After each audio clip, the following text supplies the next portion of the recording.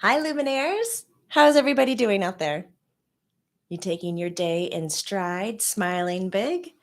I'm hoping so. It's nice to have you here. If you're new to my channel, my name is Jamie Butler. I am the Everyday Medium. I enjoy taking woo-woo topics and discussing the true behind them and just kind of normalizing our natural intuitive abilities. I feel we all have them. Oh, hi, Kiara. Hi, Robin. Thank you guys for being here. Let's talk today about why is it so important to connect to subtle light energy? And seriously, if you are here with me today, put the fingers to the keyboard, write me, talk to me. Why is it important for you to connect to subtle light energy? Okay, let's talk about what subtle light energy is. Subtle light energy, everything is made of energy. Your thoughts, spoken word, your body, your physical body, the microphone, the device you're talking on, it's all made of energy. And if we get deeper and deeper into looking at whatever that material item is, we're going to find a void. And in this void, do we get really deep really fast? That there is in this void, there is still energy, but it's not energy as matter. So we have more empty space than we do matter space. But what we have in that energy is an electromagnetic force, a pull and a push, just like we play around with magnets and we can chase one magnet away without even touching it. Yes, pure energy, says Liz. Hi. Hi, Judy. Hi, Maria. Wow. Oh, hi, Jean. It's been forever since you saw or listened. Oh, thank you for coming back. So, Judy sharing why to connect, it helps her remember her real purpose. So, I'm also guessing it gives meaning to what you're doing. It's very interesting when we get into, I'm just going to curl up with you now. When we get into doing our day to day tasks, what we agreed to contribute to our relationships, our career. Sometimes, this is not all the time, it's not a blanket statement. Sometimes we forget that we are made of energy. Everything is made of energy. And sometimes we forget that even the lightest of thoughts and emotions have big impacts on subtle light energy. Now, it's called subtle light, or as Liz is sharing, a pure light. It's a subtle light energy because it is subtle. It's not as in your face as, let's say, the water bottle. I don't know why. It was just sitting there, so that's what came. It's not as in your face as the table. When you bump up against the table and you hit your leg, you get a bruise. So these reactions are something that we're quite used to in a 3D world and a human experience. But when we're talking about subtle light energy, it requires a shift to be able to bring it into your everyday routine human life. And that shift is a slight awareness. And we're going to talk about that awareness and kind of why is it important to bring that connection into your life. Hi, Amora. No, Amora is asking, this is the live. We're just chatting about connection to subtle light energy. And then after this, for my YouTube members, I'm going to have is it my highest tier? I can't remember right now. This is great. I'm so in the flow of talking about the topic, I don't know how to respond to the answer. After this, we have the Healing and Channelers support group. That is a private group that is done through our YouTube membership. So KL is saying it helps me with seeing the bigger picture. Yeah. Hey, Lady Sabia. It's nice that you're here. This is your first live. Elsie's yelling, Big Red. Everybody drink. This is actually Big Coral who holds my water. Big Red has coffee in it, and I finished it already. But drink, everybody. Good morning, Flora from Australia. Oh, it's so nice to have you here. It's a good night for you. Um, we have Dennis, checking in from England. And Joseph says, is subtle light being able to visualize the emptiness between the molecules? I'm trying to understand. Yeah, see. Um, Subtle light energy is everywhere, it's not nowhere.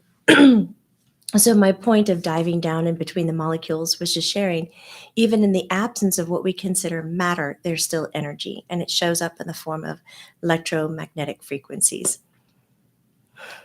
So, to be aware of subtle light energy doesn't necessarily mean that you need to be seeing or visualizing the void between the molecules of matter, but in a sense, it does mean being connected to all that is, because energy itself is all that is. Lori says it helps validate the impressions I get throughout the day, knowing that it's subtle light energy and not just opinion. And there's a difference to it, isn't there? And Lori, if you have the time, if you want to share with us what that difference is, I'd love to hear about it in your words. Amber says subtle light energy gives me information on the shifts in my environment and guides me on my journey. Yeah, I like this. Sherelle, 1144. Good morning. Good morning. It's nice to hear my voice. Oh, good. Kindly throw some positive energy my way. Absolutely. You have got it. Liz, there really is no separation. I am with you on that one. There's just no separation. So, what's interesting when we step out of that 3D humanness and we rise above it, you can call it like a third perspective. We do activate our traditional five senses in a completely new way or different way, heightened way. So, beyond seeing what we are trained to see in the room, we will then also be able to begin to see subtle light energy. Beyond hearing what we are trained to hear in our environment, we will also begin to hear spirit, energy, music, um, tones, sounds within our ears or right outside of it, and our touch beyond what we are touching, what is laying against our skin, what we're choosing to hold. We will begin to feel beyond that sense of touch, which is the word beyond is the definition of clair. So clair sentient is being able to feel beyond. And that is being able to feel subtle light energy, whether that is a little butterfly in your stomach, whether that's heartfelt and it just comes to you, just you feel it. It's a wash of emotions. It could be a wash of a temperature, a cool, a heat. It could be a sensation, a touch similar to air, but it applies pressure and a localized, location. I mean, it can show up in so many different ways, as well as tasting beyond what you are taught that you can taste. You can have spontaneous sweetness and sours and um, savory tastes, salties in your mouth without putting any food in your mouth. And this would be a clair gustance. I want to say gustance. Claire gustance. There you go. And same with smell. You can have a clair olfactory experience where you are smelling something that doesn't have a source. So sitting in your room and smelling smoke, though nobody is smoking and the windows are closed and there's no smoke smell outside. So these are all of our clairs that show up. And these are the ways that we can experience subtle light energy. And I know some of you out there are already doing all of this. Lori says it presents as something objective or third perspective rather than my human reaction on something. Example, human side might think someone is mad, but when I tap in, subtle energy will tell me the real reason while they're presenting as mad, such as they just got a bad medical report or got fired. They're expressing where they are. I'm enjoying that. And it does kind of remind me of compassionate communication that I'm so in love with. Now, when we use one of our clairs, clairvoyant, claircognizant, clairaudience, clairgustance, clairolfactory, I'm missing one. Buoyant, all of them, multi-clair, to communicate to subtle light energy. Like, what does it give us in return? So we're reading our Luminaires responses, and it is oh, energy that I feel, it warms me. Oh, so it is something that I'm hearing from you that guides you, gives you a deeper insight or a higher perspective. So we're not just operating from this human existence with little blinders on. We're able to look at a larger picture, a grand experience. I have found through teaching how to perceive and read energy, how to meditate, mindfulness over the past 30 years plus, that the three categories that I've seen the biggest shifts and change on are people's mental health. That is the first acknowledgement. When I watch a student tap into subtle light energy and they realize that they are in co-creation with what's around them, they're not just managing or surviving, they're actually thriving and living. Their mental health shifts. It is a deep understanding that comes forward that you're connected to everything. And then all of a sudden, those crazy little tiny thoughts in the back of your head that just go, you're alone. Nobody knows what you're thinking. Nobody knows what you're feeling. Like, you are so alone. That right there starts to ease up. And the voice doesn't come back as often because the voice has a better belief system and a deeper understanding and connection that through experiencing subtle light energy, we indeed are a part of everything. Now, can we maintain that belief system 24/7? I am one with all, one with all, one with all. Maybe not, but just tapping into it for 3 minutes a day, for a 5 minute journey, for a 33-minute healing. That alone, those doses of that awareness can completely level out and smooth out a person's mental health, keep it in balance. Because with the dose of it, they're creating an experience. And through that experience, they're creating a memory. And then they're able to tap back in and kind of remember what was it like to be there.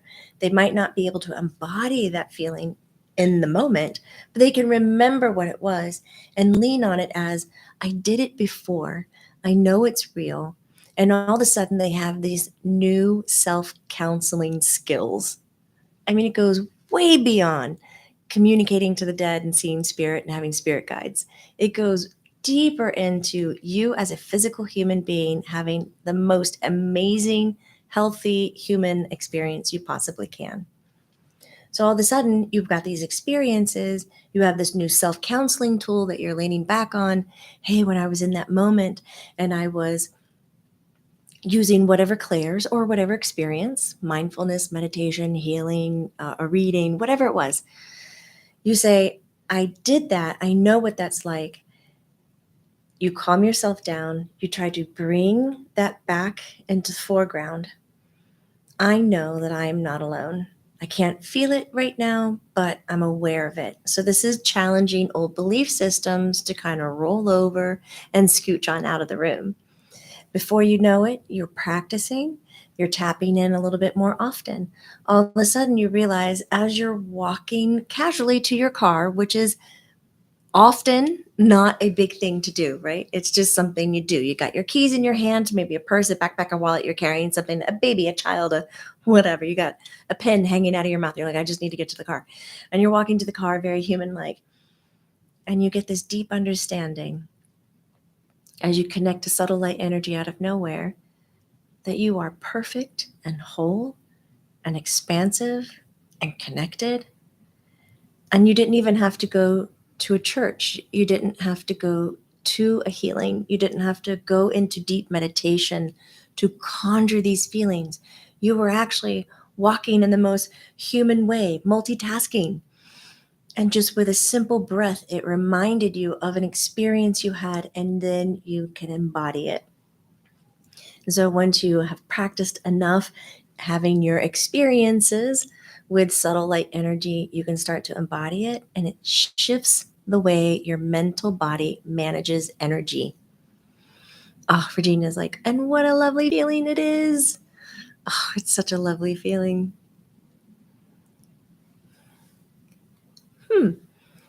Kale, that's a really good topic. You'd like to have a session where we talk about telepathy, telepathic communication. We can do that. We can practice it in a live. That would be fun.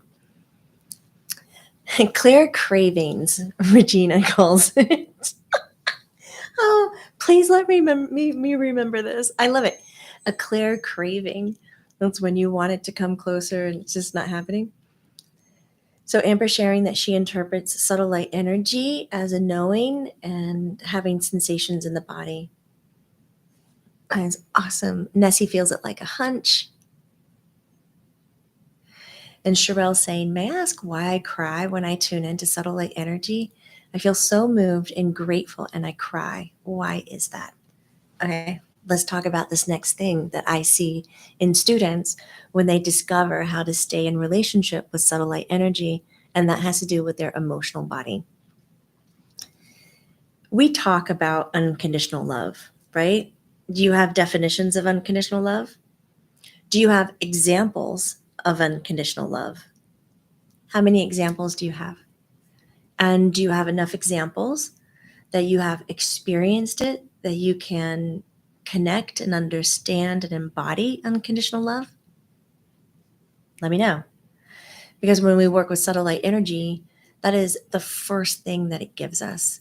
So, Sherelle, when you tune into it, all of a sudden, here you are, possibly in your human life, not having a lot of available unconditional love. Things come with strings. People are taught that if I do this for you, you can do this for me, right? So that's contingent. It comes with a string. Some people may say, be you, do you. And you want their attention or you desire their love and affection. But the other person's like, you just got to do what you want to do. And you ask them, well, do you want to be with me? And they're like, well, I'm going to go over here first. And now you feel hurt because of lack of ability to communicate clear or well what your needs are. And so the conversation ends and you think, well, I'm with someone, or me, myself, I'm like, yes to anything and everything. But then you also realize that doesn't actually fulfill everything inside of us. So we might toy and play with unconditional love here on earth, but it is a very unique, I'll still say unique, a unique experience to have. As soon as you tap into subtle light energy, it gives you that peace, balance, harmony. It does not come with judgment. I don't care how hard your mental body tries to put a judgment on it or describe what's happening or try to rope it into something that you think you might be needing. But if it's coming in, no can do. It won't judge. It just softly lays against you, merges into your light, into your body, and you embrace it. And it's this embrace of absolute acceptance, support, love. There's no tension. And we might not be used to experiencing something like that. So it can trigger a deep emotional response. And I've noticed that some of my students cry, sob, weep, wail, and it's out of not a sadness, but a longing. Sometimes it's, I remember how this feels and I want more of this. And now my emotional body is just vibrating so big. It doesn't know how to hold what I am experiencing. So it expresses through sound, crying. Sometimes it can express through a nervousness. And they're just talking and they don't really know why they're talking. And sometimes my students will say, well, I don't know, I'm getting this and that and that. And I don't know why I'm talking so much. I know I really want to calm down. I just can't calm down. And they just feel revved up and kind of high. It's because the frequency that they're sitting in is not something they're used to. I've also had people cry out of joy, a remembrance of, this is what I long for. I have had talks with you, Luminaires, live. And when I start thinking about it, I come to tears as well. So you'll probably hear some cracks in my voice. I have very clear memory, and maybe you do as well, about what it's like to be home, or what most of us on earth call heaven. And I recall how it feels, and I long for that feeling. I would never give up my life. I really like this a lot. But I have to tell you, it's something that I work with, because I know what's there. And doing the type of work that I do, I get close to it and come in contact with it. But it's quite different than being in it all the time. And so I find that being in that subtle light energy kind of helps me focus on those aspects in my life that bring me close to that unconditional love, like how I feel for my children, how I feel for my husband, my family, my animals. It's probably why I went and just fostered 7 tiny itty bitty kittens, which hopefully we can do a live stream. I have to show them off to you. They're just so small. And I love when they're this tiny that they take the Reiki healing. So I pick them up and I start giving them Reiki, and they just immediately fall asleep. It's the warmest, fuzziest feeling for me. So, Sherelle, I'm hoping that this is connecting with you and making sense. I'm going to scroll to see if you've written anything about why tears would come to you or express through you when you're connecting to subtle light energy. Oh, yes.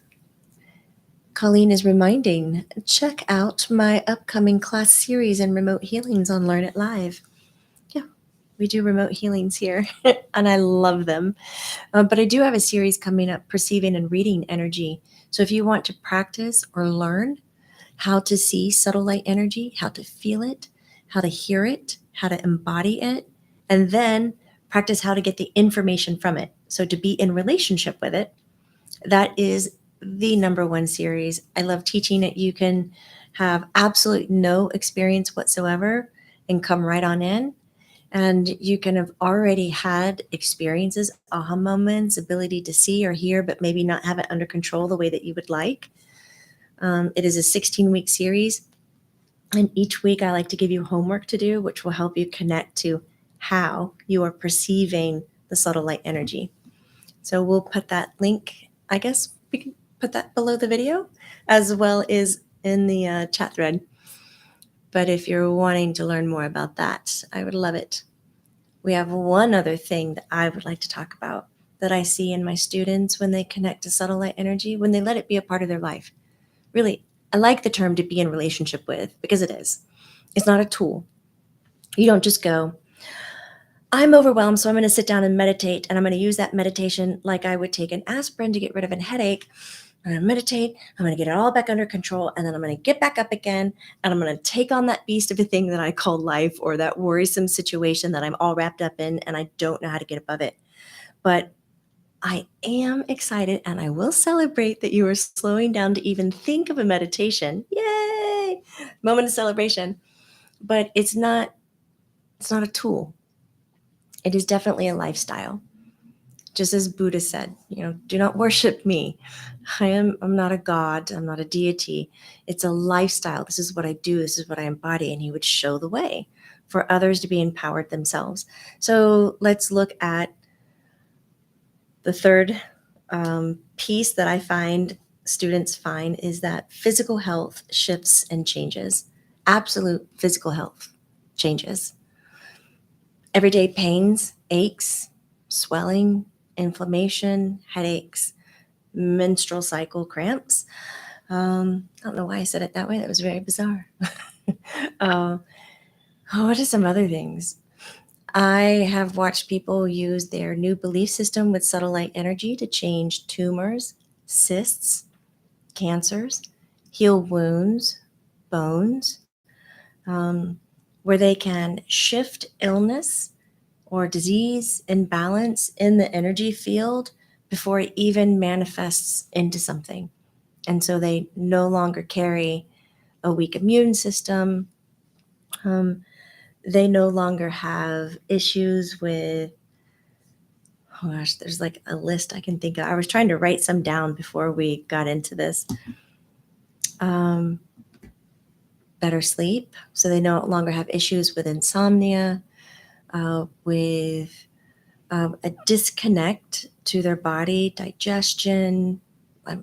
We can name so many things and ailments and issues.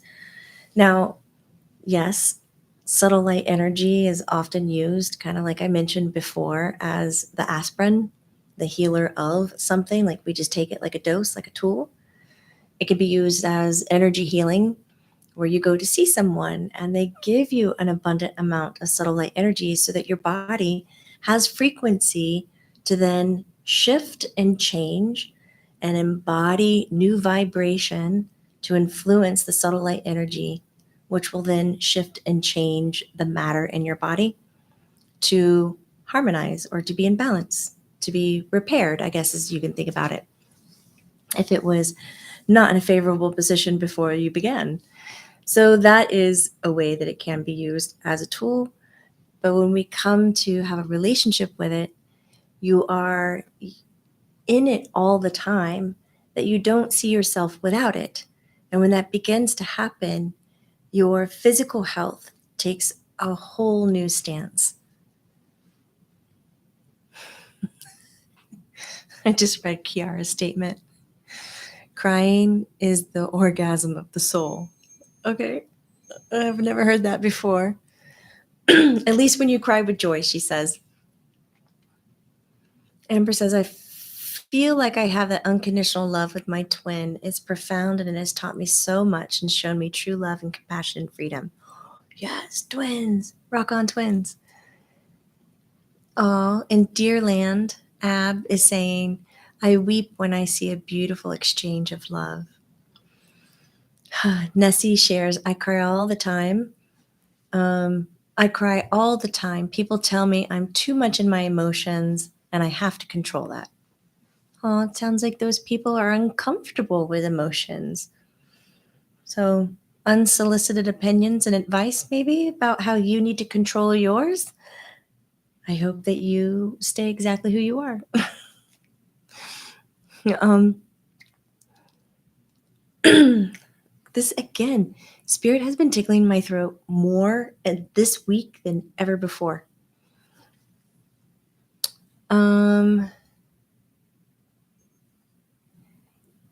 Channeling you did. Oh, wow.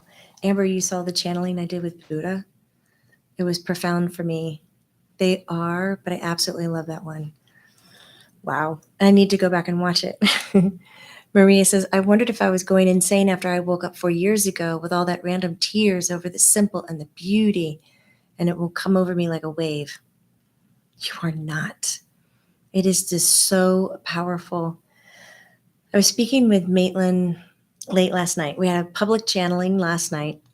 And so when I got home, I'm laying in bed and trying to wind down. I'm like, how did it go? What happened? What this? And she was telling me that, and if you were there last night, you can correct me. She was telling me that she was sharing with everybody that you are emotional beings and that emotions, I don't know, like in the next 6, 8, 10 years is going to be the new focus for people. She says, right now we're doing really good on focusing on the mental body. Let's look at mindfulness. Let's look at meditation. And we're absolutely wonderful about identifying the physical body. What does it need? How do we exercise? What are we putting in it? How can we, keep it healthy? So we have the body is being paid attention to, the mind we're just getting into, we're just beginning. And then once we're comfortable with that, we're going to move into, why do we feel the emotions that we have? And where are they coming from? And recognizing that emotions hold more power, more condensed energy than anything else that we can produce. And we're going to learn how to harness it. And we're going to talk about emotions in a whole different way. I was like, wow, okay. I feel too that we are emotional beings and that there's something extremely magical about them because we can't even identify why we have them. And when I observe somebody's energy, when they're expressing emotion, it's like way intense, way more than if somebody is talking to me from their mental body. So I agree, it's got more power. Never thought about it as condensed energy.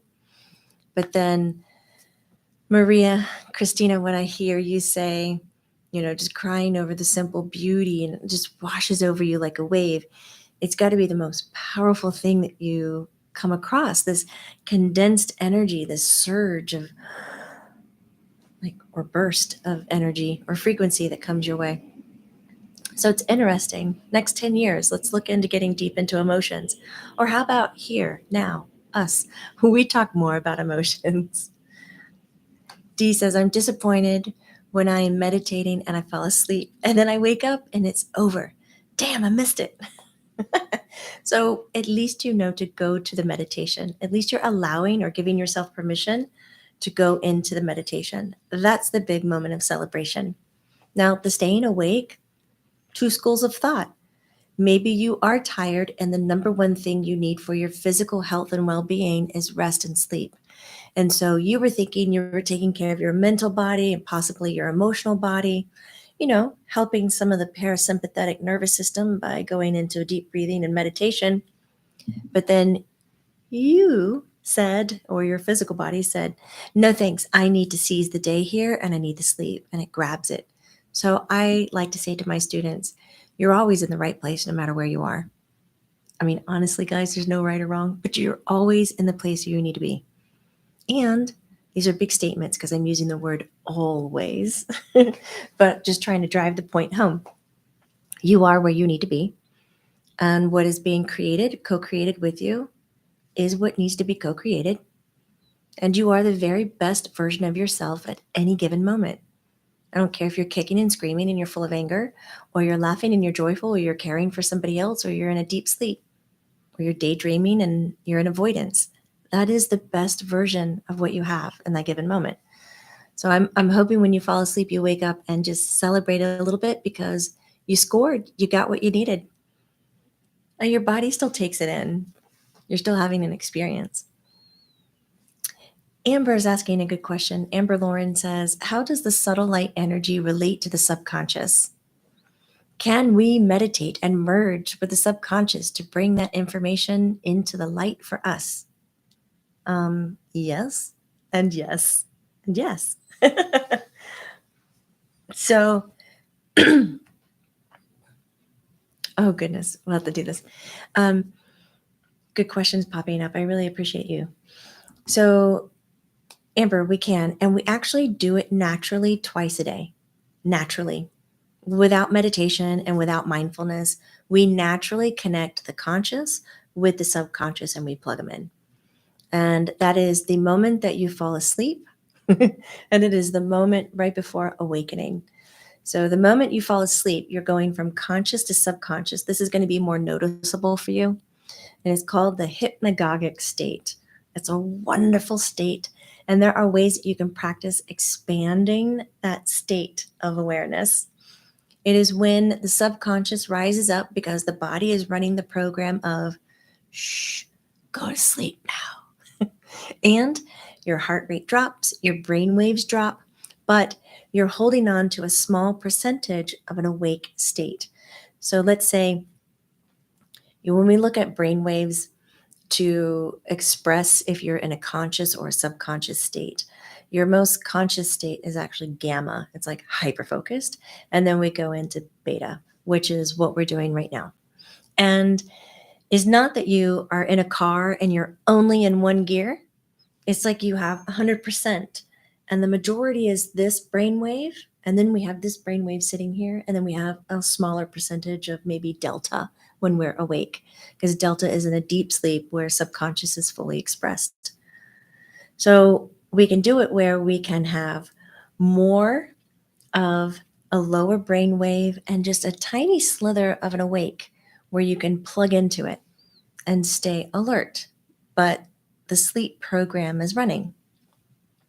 So your homework to stretch out the hypnagogic state is to lie in bed on your back. I'm sorry if you're not a back sleeper, but let's give it a go. Like, just get comfortable, get on your back, tell your body you got to go to sleep. We're going to sleep. And only go to bed when you're tired. Don't go to bed early. Stay up, move about, do everything until you're like, okay, I need to go to sleep. Get into bed, get on your back, and then put your arm in the air. Put your arm in the air at a 90-degree angle where you can actually kind of click and rest the shoulder joint onto the bed so your fingers are pointing to the ceiling. Your brain is going to think you're nuts. You can't sleep with your arm in the air, but this is the very trick that's going to keep a small percentage of that beta brainwave alert because we have something in the wrong position, the arm. So then close your eyes and will yourself to sleep. I know you're going to go through a phase of crazy body dysmorphia. Things feel big. Elbows feel like they can flip backwards. You might feel like you're moving or spinning in the bed and you know you're not. And then you might get into audio. I don't know if we call it audiomorphia, but I call it clairaudient. You start to hear things, hear voices, music, bands, people talking into the room, a radio station, whatever it is. You'll start to see lights when your eyes are closed as well. Now, these sensations are normal. So please don't jump into, oh my God, paranormal activity, and oh my God, I'm like communicating. No, this is normal because this is your brain trying to stay alert while the subconscious comes up. And so it's dumping a lot of things of what you've done in the day and it's a little confused.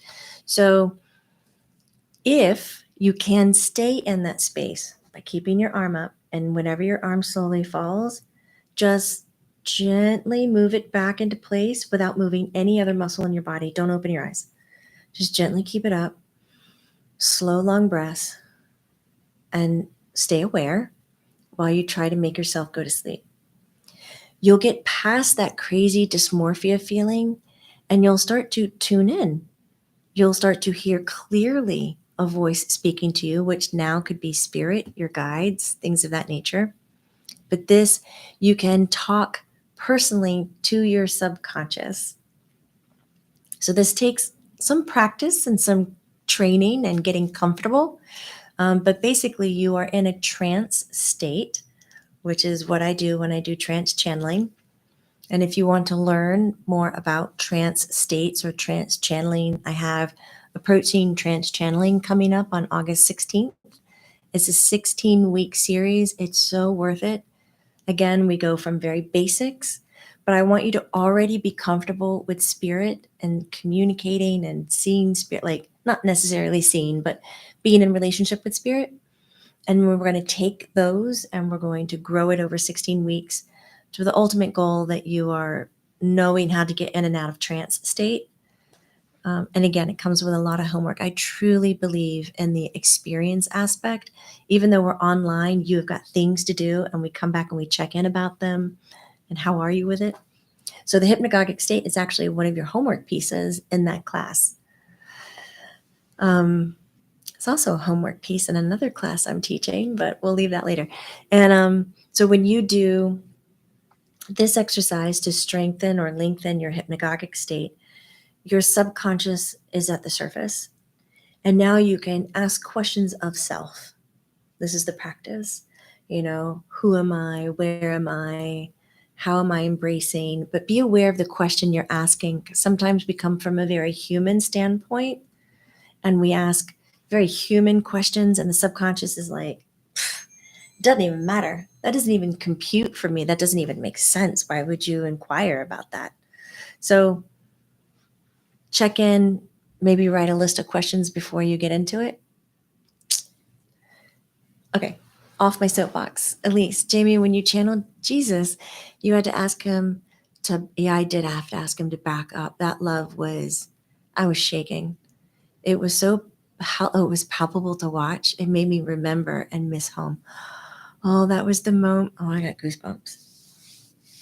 That was a very intense moment. It's one that I will not forget. Thank you for sharing that. I have to breathe that one off. Oh, wow. Oh, guys, thanks for talking about the older work. I really appreciate that. I have to, it's pretty amazing sometimes to look at one's body of work and how much time and efforts that, we've put in helping each other grow. All right, Lee, I think Colleen said that they're available through the Channeling Eric YouTube page, I believe is what it is. Channeling Eric with a K. And then you can type in, or you can just type in Jamie Butler Buddha, probably. But if you find those, Colleen, do you mind posting them? Lee says, I'm coming to a new realization that I need to allow myself to let vibration rise versus willing my vibration to rise. That's a huge. And so I'm wondering if you could speak to that distinction. Yes. Oh my God. Yes, yes, yes. Amora, this is your brain on spirit. Lee, that is huge. There is a huge distinction of allowing versus willing. And we get caught up in the willing because this is what I've seen in my students. Because we've been taught, this is like a double thing. We've been taught to learn. We have created a culture that places us in classrooms and we are given directions. And we have seen through experience that if we follow said directions, we end up with a result. Okay. We take this, what we've learned, and we try to apply it to our spiritual reality or our spiritual growth or our intuitive life. And it doesn't translate for the very thing that you have realized for yourself, Lee, is that when we learn, then we take and we apply. We apply what we've learned and we're expecting a result. And when we do that with subtle light energy, it will often just choke the energy right out, make it disperse, leave us in a situation where, like, but we did what we were told and I'm not getting the results. And then it's, I'm not doing it right and something's wrong with me and I have to try harder. This isn't meant for me. Maybe I'm cursed. Maybe I'm punished. And we start to try on these labels that don't necessarily fit, but you just want to know why. But the why goes back to what Lee's sharing is the allowance to be in relationship with, to not control, dictate, push, will, apply. These things, if I may be so bold, can ruin a good subtle light situation. So when I teach my classes, I teach a lot about allowing and accepting. And I'll remind my students in the homework, and students, if you're here, you can speak up about it or call me out on it, that when you're doing your work, like, do it with kindness. When you hit a wall, lean into it. Instead of trying to push it, just lean into it and figure out what it is. If you're safe, take the risk of leaning into the disappointment or the whatever you're having. And then take some time to ask, why are you disappointed? You had an expectation? Oh, you had an expectation it would look like this because this was success because you saw somebody else do that and that's what you want to do. But that's not what happened for you. You had this, which was a great and very valid situation in subtle light energy, but it wasn't that. So you see it as a losing situation. But this is how we were trained in school to achieve this. And if you didn't get it, you just got to try harder. But you can't do that kind of work, that kind of application in being in relationship with subtle light energy. So I'll have you express kindness, curiosity. Where is it coming from? Why do you have an expectation? Do you need that? Is it helpful for you? If it's not helpful for you, get rid of it and approach again. A lot of allowance. It's a beautiful statement. Thank you, Lee. What state are we in? Oh, it just scrolled. I love it when it does that. Thank you, Colleen, for putting up the approaching trance channeling link. I have no idea what that little sound was. Kale, what state are we in when we listen to someone and then suddenly realize we did not take in what they're saying at all? Alpha state. So it goes gamma, beta, alpha, theta, delta. Gamma, hyper-focused. Beta, what we're doing, talking, listening, processing. Alpha, the daydream. Huh? It's alpha. Theta, deep sleep, deep meditation, where dreams are. Delta, dreamless sleep. It is like out. Yeah. Amora says, that sounds like disassociating or simply not paying attention. It can be. You can fall into an alpha brain state as a self preservation technique. So that's something to look at too. These are great. Thank you so much for asking them. Oh, Kiara says, oh, the joy I felt during the approaching trance channeling classes. I'm still very, very, very grateful about that. I'm so grateful that you were in them. Thank you. Mora, when it's starting to leave your body and you come back quickly because it wakes you up. Wait, what's happening? Okay, I got you. I'm scrolling down. Hi, Julia B. I'm considering the class and want to channel, but can you trance channel without having a calling there to moderate, protect, and hold space? We're going to hook you up with a partner in class. So you'll have somebody who is going to be remote and working with you. So somebody knows exactly what to say and do. I was trained to have somebody in person, so that is my comfort level. But if we work and train you with somebody who is remote, that will be your comfort level.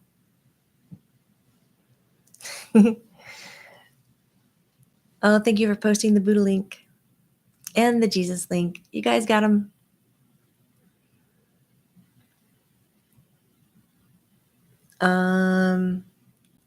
It's so much.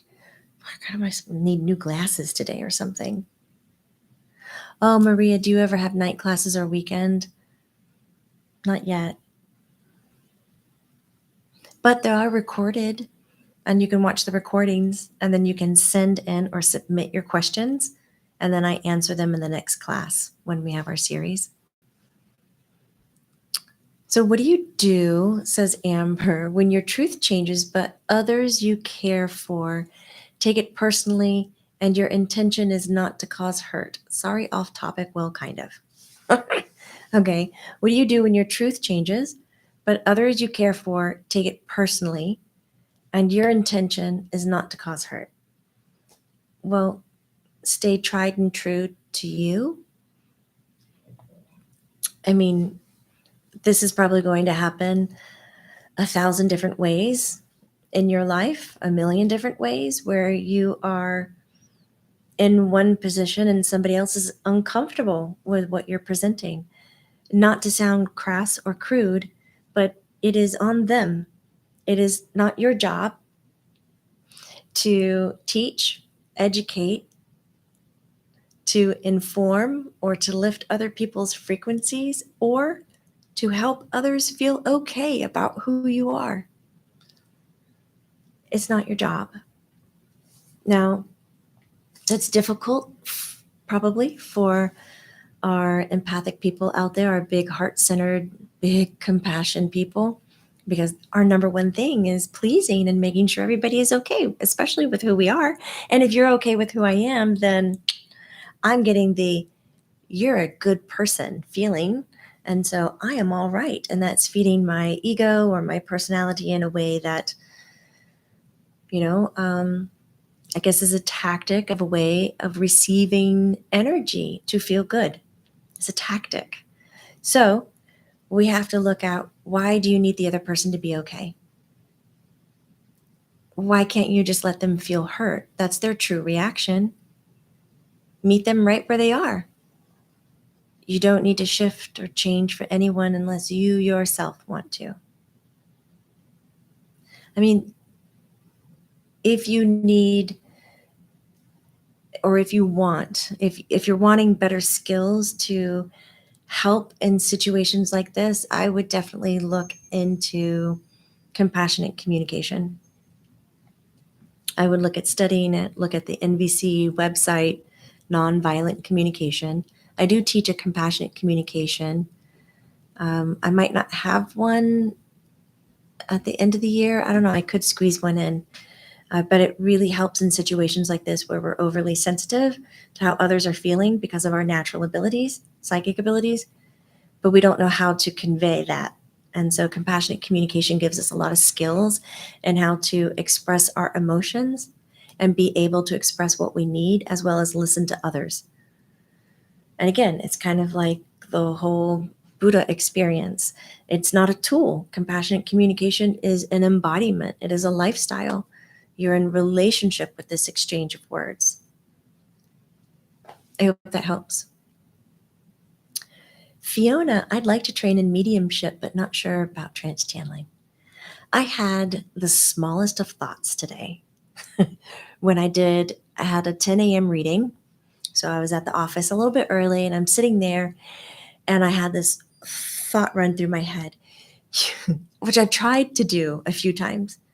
You need to do a whole year mentorship and teach all the, seeing energy, reading energy, doing Reiki, teach Reiki through the whole year, have practices, do all kinds of spirit communication, body healing, movement, kundalini, and do it over a whole year where you meet like once a week. And I was like, okay. So when I read your question, it just kind of reminded me of that because in mediumship, there's so many other components. The trance channeling is just one.